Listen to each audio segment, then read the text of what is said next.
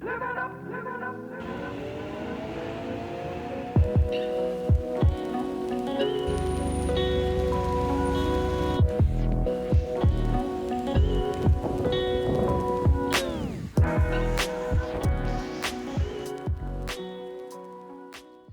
guys, welcome to my YouTube channel and welcome to another video.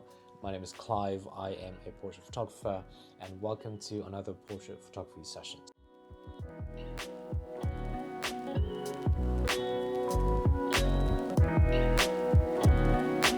So in this video, I'll be talking about two different things. Number one, I'll be talking about the camera gears and the settings of the camera that I've used on the shoot. And also I'll be talking about two different concepts. One, which is shallow depth of field versus large depth of field. Now, it's very important to understand these two because these two concepts can help you identify how these concepts can affect the look and the quality of your image. Now, the second part of the video, I'll be talking about the concept of the shoot and how we made this shoot possible. I'll be talking about the experiences, the mistakes that I've learned on the shoot, and also some of my tips on this specific street style portrait photography, so you'll be able to prepare yourself on your own shoot and you'd be better in handling your own portrait shoot. So now guys, I'm going to talk about the camera and the gears that I've used for this shoot. So for this shoot, I basically use my Nikon Z50 camera.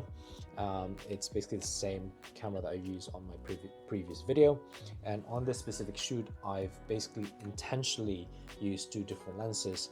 One, I use the 35mm 1.8 lens, and the second lens that I use, which Nikon is basically promoting as a lens which is really good for street photography. I am basically using the 28mm 2.8 lens. Now, this lens is very good. It has autofocus feature, and also 2.8, it's quite a low aperture. It still gives you that nice blurry bokeh background for your subject. So I intentionally chose this lens because I've never had an experience with this lens since I bought it. So it was such a perfect time for me to test the lens and also find out if this lens is not only good for street photography, but also would it be good for portrait photography. This video is not very brand specific. The concepts that I'll be talking here is going to be very applicable to any brands of camera that you use. So the settings of the camera that I'll be discussing here will also be applicable regardless of what brand you use, not just only for Nikon, I think. Alright guys, in any given day, if I had the option to choose, I would choose a bright sunny day, purely because I have the option to choose the lowest ISO on my camera, which provides me of a best quality image for my pictures.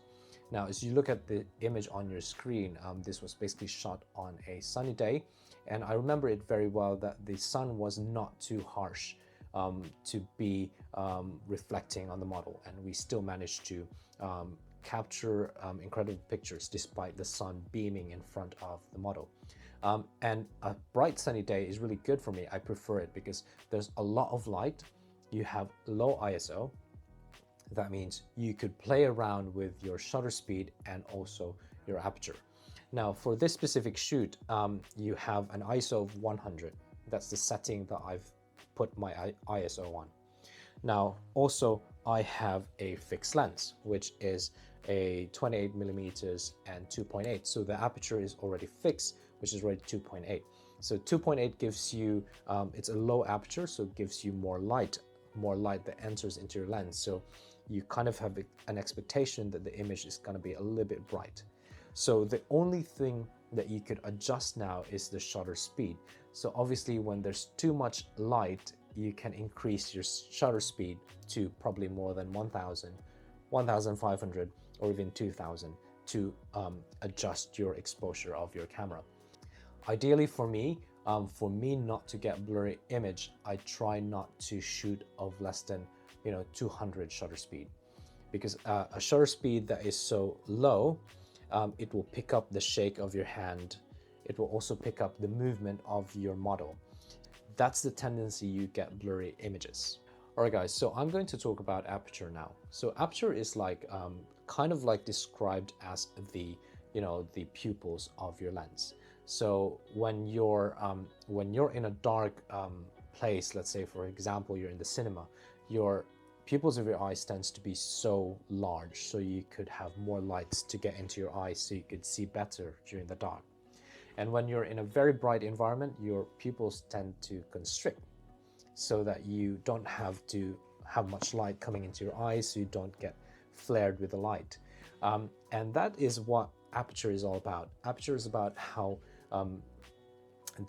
big your camera is opening. Obviously, if you have a wide open lens, if you have a low aperture, obviously there's so much light coming in.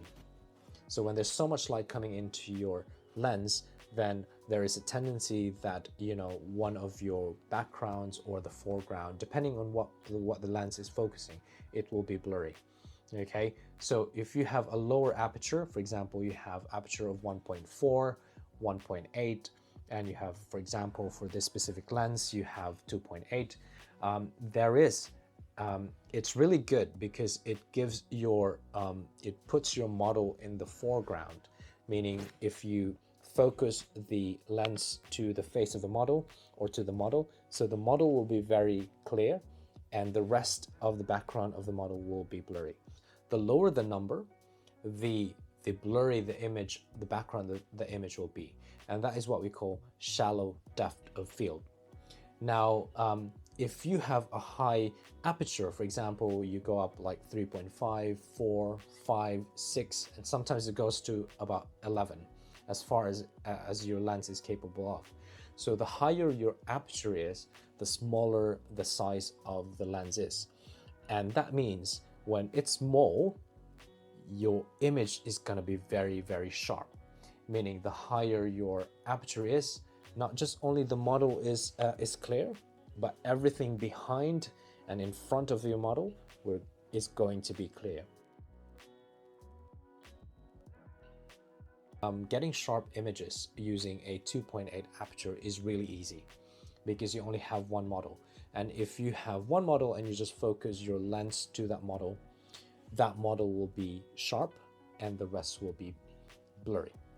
Now, on this shoot, I know I'll be shooting two models, and I am very, very much certain that the mistake that I'm going to make on this specific shoot and the challenge that I need to be aware of on this specific shoot when there are two models is that one of the models is going to be blurry.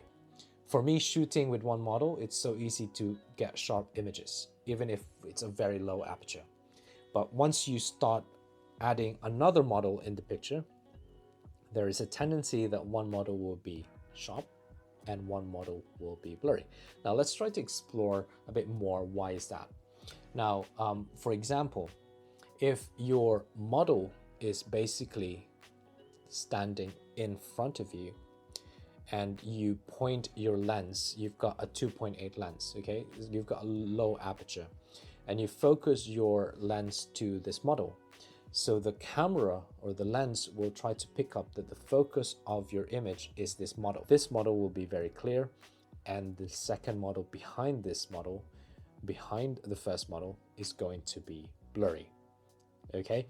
Because you have a low aperture, so whoever your lens is focused at, that will be sharp, and the rest, whether it's front or at the back, it will be very blurry. Now, it's going to be really embarrassing, but for the sake of learning, I'm going to show to you the pictures that I've taken on this shoot that showed that one model is sharp and one model at the back is also blurry. And it's a bit embarrassing, but just for the sake of learning and for you to learn from this video, I'm going to show it to you. Here it is. Here is an image of the model in front, which is very clear, and the second model, the model behind the first model, is blurry. Now, the reason for this is the lens, I kind of pointed the lens to the first model who was then sharp. And the lens recognizes that on a low aperture that the focus is the first model, and the second model is basically at the back, will become blurry, and that's what's happened here. Now, how do we solve this problem? How do we make sure that two models will become very clear? Now, if you try to put your model in different planes, if there's one model in front and one model at the back, if you focus your lens to this model will be basically sharp, and this model will become blurry. If you point your focus on this model, so this model will be sharp, and then the model in front will become blurry. Now, what I want you to do when you take pictures, when it comes to, like, for example, street photography, or there's two models, what I want you to do is put this model straight in one plane, one line, the same line, let them stand together side by side with each other. In that way, they become as a one unit. So they become one unit, and the rest will be a background and a foreground.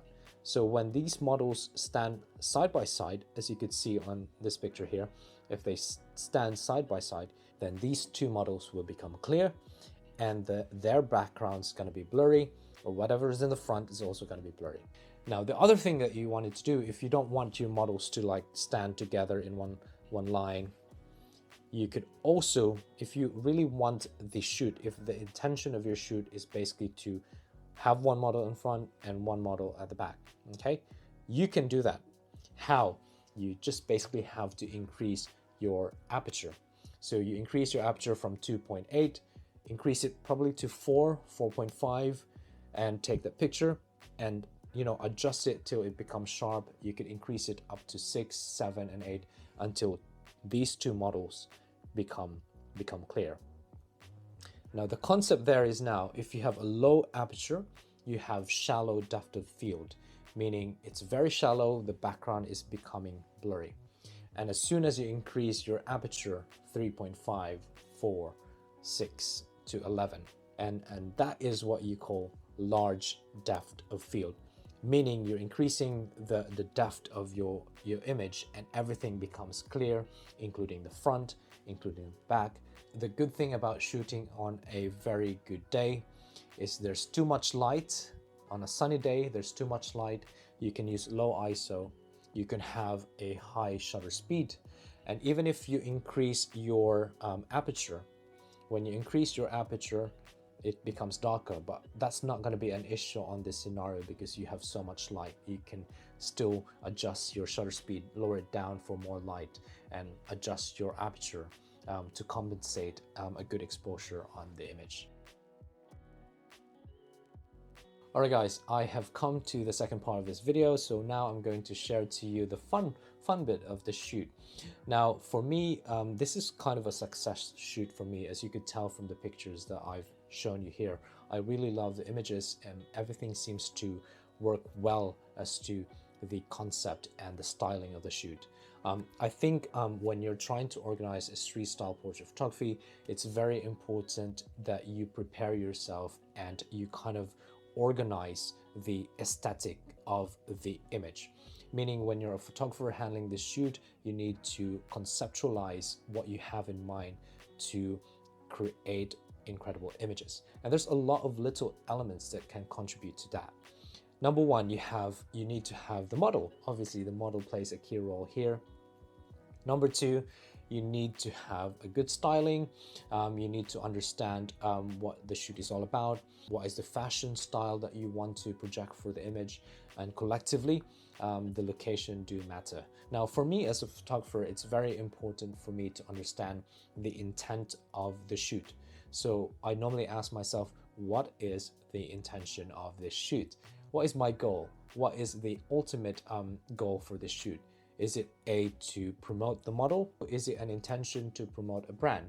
So maybe you are trying to promote the brand, so you want to take some shots of the brand, not just only focusing on the face of the model.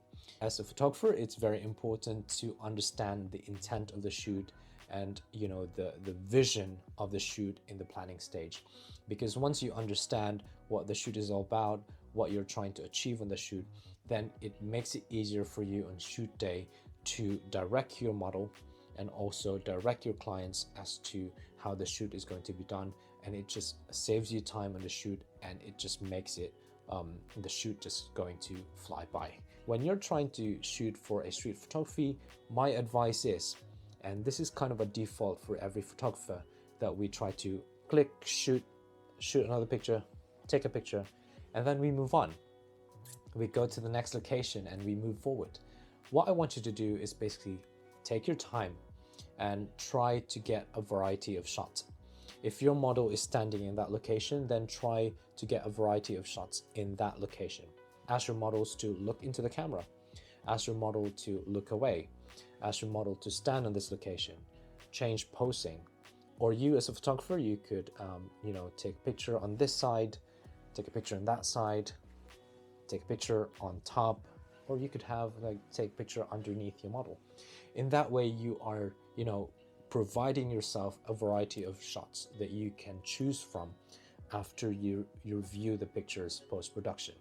And also, it's very good when you're presenting your work to your client, you have a variety of your pictures to present to your client, and your client can choose from. Your ultimate goal as a photographer is also to please your client. So if you only have 2 pictures on this location and you only have to show 2 pictures on a client, so what are the likelihood of your clients to like your work? Probably 50-50. But if you have a variety of shots, you have a lot of dynamic pictures that you could show to your clients, then a lot of the times you have a higher rate, success rate, that your client will love your pictures because you have taken a lot of pictures. All right, guys, so my favorite tip that I could share to you is basically, if you're running out of ideas on how to pose your model, and if you're running out of ideas as to how you're going to take that picture, just play around with your with the models and with the camera setting, and I suggest try to take some burst shots.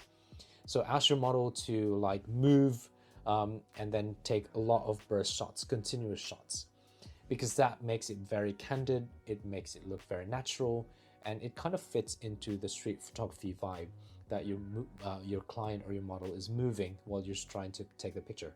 I know there's a lot of pictures to process post-production, but if you take a burst shot, somewhere along that movement of your client, there is a gold or $1 million shot. So try to experiment that. Don't be too rigid by just focusing on just poses of very calculated movement. You can be very fluid with portrait photography. You can be moving around and take the client or the model in a very candid pose or in a moving pose that you've captured it, because I think that's very effective for me. I don't know about you, but for me, I like the candid movement when it comes to street style portrait photography, that you capture model trying to walk or trying to do something. It's something that you just wanted to experiment on, and I think if you just capture that image, it's going to be very effective, and it's going to be worthwhile your experience.